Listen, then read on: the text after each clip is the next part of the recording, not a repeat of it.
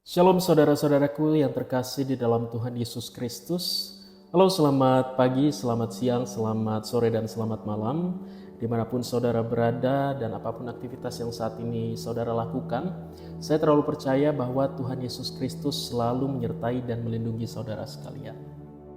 Baik, pada kesempatan kali ini dan dalam rangka pemenuhan tugas akhir mata kuliah Teologi Sistematika yang saya ikuti di Sekolah Tinggi Teologi Tiberias Jakarta, saya akan mencoba untuk sedikit membahas mengenai salah satu isu yang sering beredar dan cukup menarik di kalangan kita, terutama anak muda dan pengguna media sosial, yaitu dengan topik utama mengenai YOLO atau You Only Live Once. Baik, saudara-saudaraku yang terkasih di dalam Tuhan kita Yesus Kristus, kita tentunya tidak asing lagi ya untuk mendengar slogan You Only Live Once atau YOLO. Yang dibalik kepopulerannya itu, YOLO membawa sebuah pesan yang mendalam, sekaligus penuh tantangan bagi kita sebagai orang Kristen tentunya, yaitu dengan pertanyaan, apakah hidup yang hanya sekali ini harus kita jalani tanpa batas dan tanpa peduli pada konsekuensi, atau justru karena hidup kita hanya sekali, kita harus menjalani dengan penuh tanggung jawab di hadapan Tuhan. Dalam kesempatan kali ini, saya akan mencoba mengeksplorasi bagaimana pandangan Alkitab dapat memberikan kita arah dan makna yang lebih mendalam tentang bagaimana kita seharusnya menjalani hidup yang sekali ini, serta melihat bagaimana hal ini berhubungan dengan panggilan kita untuk hidup dalam kekudusan dan berjaga-jaga seperti yang diajarkan oleh firman Tuhan. Ya, di sini pun saya membagi menjadi 5 pokok bahasan singkat, yakni dari sisi yang pertama mengenai definisi YOLO dan dampaknya dalam budaya populer, kemudian yang kedua pandangan Alkitab tentang kehidupan dan kematian, yang ketiga mengenai YOLO dan etika Kristen, yang keempat mengenai kehidupan setelah kematian dalam perspektif Kristen, dan juga yang kelima yaitu mengenai YOLO dalam konteks misi, panggilan Kristen, dan hidup yang kudus. Oke, kita akan bergerak ke pembahasan yang pertama, yaitu mengenai definisi YOLO dan dampaknya dalam budaya populer. You Only Live Once atau YOLO adalah sebuah slogan yang begitu populer ya di era modern ini, terutama di kalangan anak muda.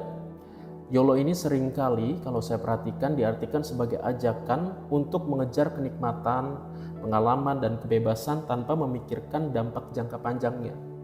Dan dalam budaya populer juga, YOLO ini menjadi pembenaran untuk hidup tanpa aturan, di mana prioritas dari slogan atau tagline YOLO ini adalah untuk memaksimalkan kesenangan pribadi. Namun ternyata ada bahaya tersembunyi, saudara-saudara, di balik pemahaman YOLO yang dangkal tersebut, di mana pandangan yang terfokus pada kepuasan diri justru dapat mengarahkan kita kepada gaya hidup yang egois, tanpa pertimbangan moral dan juga jauh dari panggilan hidup kita yang sebenarnya. Pahami hal ini saudaraku, ketika kita hidup hanya dipandang sebagai suatu kesempatan untuk bersenang-senang semata, maka nilai-nilai seperti tanggung jawab, pengorbanan, dan kekudusan dapat dengan mudah untuk dikesampingkan. Yang sehingga dengan demikian, dalam budaya yang terus menerus ya mendorong kita untuk hidup di saat ini, dengan cara yang sembrono itu, sebagai seorang Kristen, sebagai pengikut Yesus Kristus, maka secara berbeda kita justru dipanggil untuk mengevaluasi kembali makna sebenarnya dari slogan atau tagline You Only Live Once dalam terang kebenaran Alkitab, yang mana dalam konteks pertanyaan lebih lanjut, apakah hidup ini sekedar untuk memuaskan diri atau ada panggilan yang lebih tinggi yang harus kita ikuti? Oke. Sebelum lebih jauh kita membahas mengenai tagline atau slogan atau prinsip You Only Live Once tersebut, ada baiknya kita melihat bagaimana sih sebenarnya pandangan Alkitab tentang kehidupan dan kematian. Kenapa sih sebenarnya saya harus membahas hal tersebut ya? Karena menurut saya pribadi, untuk memahami konsep You Only Live Once dari sudut pandang Kristen, kita harus tentunya terlebih dahulu melihat bagaimana sebenarnya Alkitab memandang kehidupan dan kematian. Jadi saudara-saudaraku, menurut Alkitab, hidup kita ini adalah pemberian yang sangat berharga dari Tuhan. Hal ini pun sebagaimana dituliskan dalam Mazmur 90 ayat 12 dan Mazmur 139 ayat 16 yang akan saya bacakan. Ya, beginilah firman Tuhan. Mazmur 139 ayat 16. Matamu melihat selagi aku bakal anak, dan dalam kitabmu semuanya tertulis hari-hari yang akan dibentuk sebelum ada satupun daripadanya. Kemudian Mazmur 90 ayatnya yang ke-12. Beginilah firman Tuhan, ajarlah kami menghitung hari-hari kami sedemikian hingga kami beroleh hati yang bijaksana. Luar biasa saudara-saudaraku firman Tuhan tersebut ya. Jadi dari dua kutipan ayat tersebut kita diingatkan mengenai betapa berharganya kehidupan kita di mata Tuhan. Bahkan setiap hari dalam hidup kita telah ditulis atau dirangkai sedemikian rupa oleh Tuhan. Sebelum salah satu dari hari-hari itu ada. Yang mana hal ini berarti bahwa kehidupan kita adalah hasil dari rencana Tuhan yang sempurna. Dan sebagai implikasinya, karena begitu berharganya kehidupan kita dan betapa sempurnanya rencana Tuhan bagi kehidupan setiap kita, maka kita pun diingatkan untuk menghitung hari-hari kita supaya kita beroleh hati yang bijaksana. Yang artinya kita harus menggunakan setiap hari kehidupan yang diberikan Tuhan kepada kita dengan bijaksana dan selalu sadar akan tujuan kekal kita. Dan sejalan dengan pesan tersebut ya saudara-saudaraku, adapun disampaikan pula oleh Rasul Paulus dalam Filipi 1 ayat 21, sebagaimana kita ketahui bersama, yang menegaskan bahwa seharusnya bagi kita hidup adalah Kristus dan mati adalah keuntungan. Yang mana hal ini menunjukkan bahwa kehidupan kita yang di dunia ini ya harus berpusat pada Kristus, bukan sekedar mengejar kesenangan sementara seperti itu. Dan lebih lanjut, jika kita berbicara mengenai kematian. Nah, di sisi lain, Alkitab juga menekankan bahwa hidup ini bersifat sementara. Hal ini sebagaimana dituliskan dalam Yakobus 4 ayat 14 yang menggambarkan bahwa hidup kita ini di dunia ini ya sebagai bak uap yang sebentar saja kelihatan lalu dia lenyap. Yang mana perumpamaan ini mengingatkan kita bahwa meskipun hidup ini penting, ia juga singkat dan sangat-sangat rapuh. Oleh karena itu saudara-saudaraku, setiap momen yang kita miliki dalam kehidupan ini harus kita jalani dengan kesadaran bahwa ada sesuatu yang lebih besar dari sekedar keberadaan kita di dunia ini. Jadi berangkat dari pemahaman tersebut akan dapat dipahami lebih lanjut ya bahwa Alkitab memberikan pengertian bahwa kematian bukanlah akhir, tetapi sebuah transisi menuju kehidupan yang kekal bersama Tuhan Yesus Kristus. Dan hal ini juga sebagaimana dituliskan ya dalam 2 Korintus 5 ayat 1, di mana Rasul Paulus menyebutkan bahwa tubuh kita yang fana ini seperti kemah yang suatu saat akan dibongkar, tetapi kita akan menerima tempat kediaman yang kekal di surga yang dibuat oleh Tuhan Allah itu sendiri. Jadi dengan demikian, ketika kita mempertimbangkan konsep YOLO, kita harus ingat saudara-saudaraku bahwa hidup kita ini di dunia ini ya bukanlah segalanya. Apa yang kita lakukan di sini memiliki dampak yang kekal. Dan tujuan kita haruslah hidup sesuai dengan kehendak Tuhan, yaitu mempersiapkan diri untuk kehidupan yang akan datang. Ingat kembali saudaraku, bahwa sebagai seorang Kristen, hidup kita ini memiliki dimensi kekekalan, yang sehingga ketika kita ya mengingat hal tersebut, tentu kita akan terpengaruh ya. Jadi cara berpikir kita dalam menjalani kehidupan sehari-hari kita itu akan terpengaruh. Kita jadi lebih berjaga-jaga seperti itu. Oke, kemudian berlanjut ke pembahasan yang berikutnya, yaitu mengenai You Only Live Once dan etika Kristen. Jadi setelah kita tadi memahami ya mengenai kehidupan dan kematian, dan dari sini kita dapat mengerti nih secara jelas bahwa ketika dunia mengajarkan kita untuk memanfaatkan hidup ini untuk kepuasan pribadi, justru Alkitab mengajarkan hal yang berbeda. Nah, terkait hal ini, etika Kristen mengundang kita untuk menilai setiap tindakan kita berdasarkan apa yang berkenan di hatinya Tuhan. Bukan hanya apa yang memberikan kesenangan secara instan. Nah, dalam kaitannya dengan menjaga kekudusan, adapun dalam 1 Petrus yang ke-1 ya, ayatnya yang ke-15 sampai dengan 16 yang berbunyi sebagai berikut, akan saya coba bacakan bagi saudara sekalian. Ya. 1 Petrus 1 ayat 15 sampai dengan 16. Tetapi hendaklah kamu menjadi kudus di dalam seluruh hidupmu sama seperti Dia yang kudus yang telah memanggil kamu.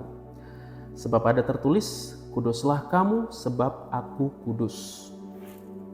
Baik, saudara-saudaraku, kita di sini diingatkan bahwa kekudusan bukanlah lagi suatu pilihan, melainkan merupakan panggilan yang harus kita jalani dalam setiap aspek kehidupan kita. Dan dalam terang panggilan tersebut, maka lebih lanjut dapat kita pahami pula bahwa you only live once bukanlah seruan untuk hidup sembrono, melainkan panggilan untuk hidup dengan integritas dan ketaatan. Oke, berdasarkan penelusuran saya, seorang teolog terkenal ya yang bernama C.S. Lewis dalam bukunya yang berjudul Mere Christianity menekankan bahwa hidup Kristen adalah sebuah panggilan untuk menjadi serupa dengan Kristus, yang artinya kita ini harus hidup dengan kasih yang tidak egois, berkomitmen kepada kebenaran dan peduli kepada sesama. Dalam hal tersebut ya, kaitannya saudara-saudaraku, menghidupi prinsip YOLO dalam etika Kristen berarti kita tidak hidup sembarangan, tetapi kita memanfaatkan setiap momen dalam kehidupan kita ini untuk memuliakan Tuhan, melakukan kebenaran dan menjadi terang bagi dunia. Kemudian kita juga dipanggil untuk menilai tindakan kita ini bukan dari perspektif kesenangan pribadi, tetapi dari perspektif kehendaknya Tuhan, kesenangan hatinya Tuhan dan dampaknya bagi kehidupan kita yang kekal nantinya. Ingat selalu saudaraku, bahwa setiap keputusan yang kita buat itu harus mencerminkan realitas kehidupan kekal yang dijanjikan oleh Tuhan Yesus Kristus. Oke, sekarang kita berlanjut ke pembahasan yang keempat, yaitu mengenai kehidupan setelah kematian dalam perspektif Kristen. Baik, sebagai seorang Kristen ya, tentu harusnya kita memiliki keyakinan yang kuat bahwa hidup kita di dunia ini bukanlah akhir dari segalanya. Ketika kita mati di dunia ini itu bukan akhir dari segalanya. Adapun dalam konteks ini ya, yang saya kutip dari Yohanes 11 ayat 25 sampai dengan 26. Di sini kita diingatkan bahwa Yesus adalah kebangkitan dan hidup. Dan barang siapa yang percaya kepadanya akan hidup meskipun ia sudah mati. Nah, dalam hal ini pahamilah saudara-saudaraku bahwa ini merupakan janji yang memberikan kita harapan dan kepastian akan kehidupan setelah kematian. Dalam konteks ini juga, lebih lanjut berdasarkan penelusuran saya, N.T. Wright dalam bukunya yang berjudul Surprised by Hope mengungkapkan bahwa kebangkitan bukan hanya kelanjutan dari kehidupan ini, tetapi sebuah transformasi total dari keberadaan kita. Kita akan diberikan tubuh yang baru yang tidak lagi terpengaruh dari dosa, sakit, ataupun kematian. Jadi pandangan ini tentu memberikan kita perspektif yang jauh lebih luas tentang kehidupan kita di dunia ini. Bahwa apa yang kita lakukan sekarang bukan hanya berdampak pada kehidupan kita di sini atau di saat ini aja, tetapi juga pada kehidupan kekal yang akan datang nantinya. Dan dengan pemahaman yang demikian, kehidupan kita di dunia ini itu harus dilihat sebagai persiapan untuk kehidupan yang lebih mulia bersama Tuhan. Kemudian ini juga memberikan kita panggilan untuk hidup dengan kesadaran penuh akan tanggung jawab kita kepada Tuhan dan sesama juga tentunya ya, serta menghargai setiap kesempatan yang kita miliki dalam hidup ini untuk berbuat baik dan memuliakan nama Tuhan Yesus Kristus. Jadi oleh karena itu ya saudara-saudaraku, dan sekali lagi saya tekankan bahwa setiap hari yang kita jalani seharusnya menjadi persiapan kita untuk kehidupan kita yang lebih besar nanti, yang lebih luas nanti, yang lebih luar biasa nanti di masa yang akan datang bersama Tuhan. Seperti itu. Baik, untuk pembahasan yang terakhir yaitu mengenai YOLO dalam konteks misi, panggilan Kristen dan hidup yang kudus. Jadi jika kita memandang you only live once dalam konteks misi dan panggilan Kristen, kita akan lebih menyadari bahwa hidup yang kita jalani sekarang ini memiliki tujuan yang jauh lebih besar daripada sekedar mengejar kesenangan pribadi atau kesenangan yang instan. Dan terkait hal ini ya, dalam Yohanes 9 ayat 4 berkata demikian, kita harus mengerjakan pekerjaan Dia yang mengutus aku selama masih siang, akan datang malam, di mana tidak ada seorang pun yang dapat bekerja. Nah, dari ayat tersebut, saya mendapat hikmat bahwa kita lebih lanjut diingatkan untuk mengerjakan pekerjaan Allah sementara masih ada kesempatan. Karena waktu kita di dunia ini sangat terbatas. Jadi saudaraku ingat bahwa hidup ini adalah kesempatan untuk memuliakan Tuhan dan melayani sesama. Lebih lanjut, berdasarkan penelusuran saya kembali, John Piper dalam bukunya yang berjudul Don't Waste Your Life menegaskan pula bahwa hidup kita saat ini adalah satu-satunya kesempatan untuk memuliakan Tuhan di dunia ini. Ini berarti bahwa setiap tindakan, keputusan, dan momen dalam hidup ini kita seharusnya diarahkan untuk memenuhi tujuan yang bersifat ilahi.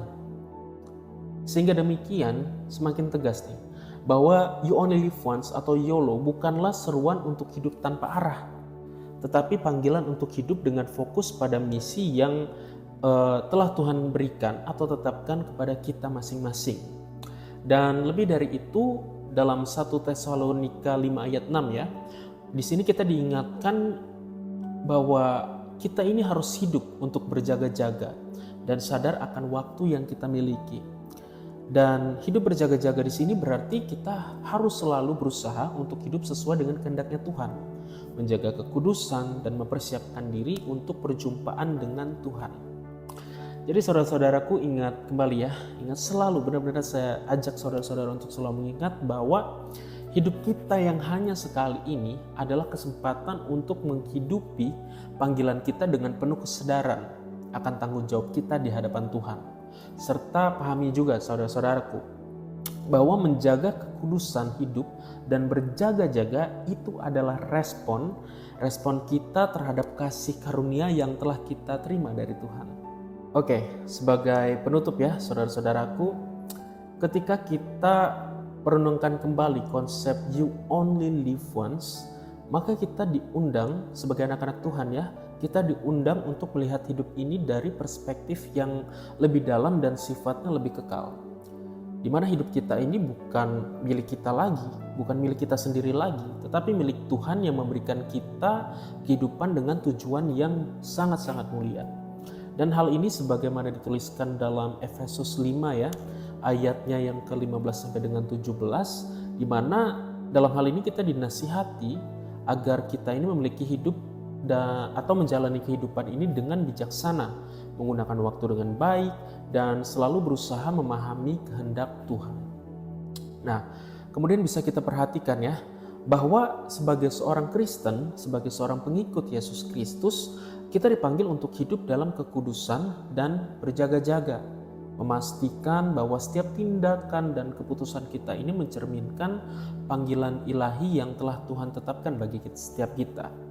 Nah, hidup kudus di sini berarti kita pun harus menjaga hati, menjaga pikiran, dan tindakan kita agar selalu selaras dengan firman Tuhan. Baik, kembali juga saya tekankan ya, dan sebagai penutup pula, jadi you only live once jika dipahami dengan benar bukanlah merupakan seruan untuk hidup sembarangan, tetapi panggilan untuk hidup dengan tujuan tanggung jawab dan kesadaran akan kekekalan.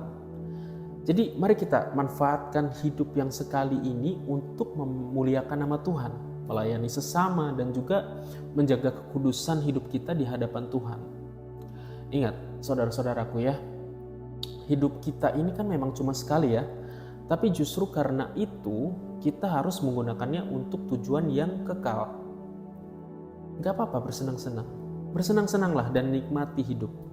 Tapi jangan lupa bahwa kita ini dipanggil untuk hidup kudus dan berjaga-jaga sesuai dengan perintah Tuhan. Dan karena hidup kita ini juga di dunia ini ya, sifatnya itu kan hanya sementara.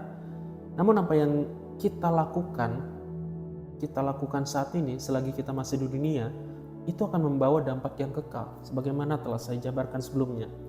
Dan oh ya, saudara-saudaraku, sebelum saya menutup pembahasan ini, saya juga teringat ya dengan pernyataan dari salah satu hamba Tuhan yang secara ringkas dan tegas menyatakan agar dalam hidup ini kita ini selalu hidup berjaga-jaga. Jangan sampai kita sebagai anak-anak Tuhan itu terlalu mencintai dunia. Kita juga harus terus mengejar kebenaran firman Tuhan ya, dan hidup takut akan Tuhan serta menjaga ibadah kita kepada Tuhan. Dan hal ini tuh juga sebagaimana ya yang sudah dinyatakan dalam firman Tuhan, yaitu Lukas 21 ayat 34 yang berbunyi sebagai berikut. Beginilah firman Tuhan, jagalah dirimu supaya hatimu jangan syarat oleh pesta pora dan kemabukan, serta kepentingan-kepentingan duniawi, dan supaya supaya hari Tuhan jangan dengan tiba-tiba jatuh ke atas dirimu seperti suatu jerat. Nah, sudah sangat dengan tegas ya diingatkan oleh firman Tuhan. Baik, untuk itu saudara-saudaraku, setelah panjang lebar tadi saya uraikan ya, mari kita hidupkan you only live once yang sebenarnya, yaitu hidup untuk Tuhan dengan kekudusan dan selalu hidup berjaga-jaga. Tuhan Yesus memberkati. Shalom.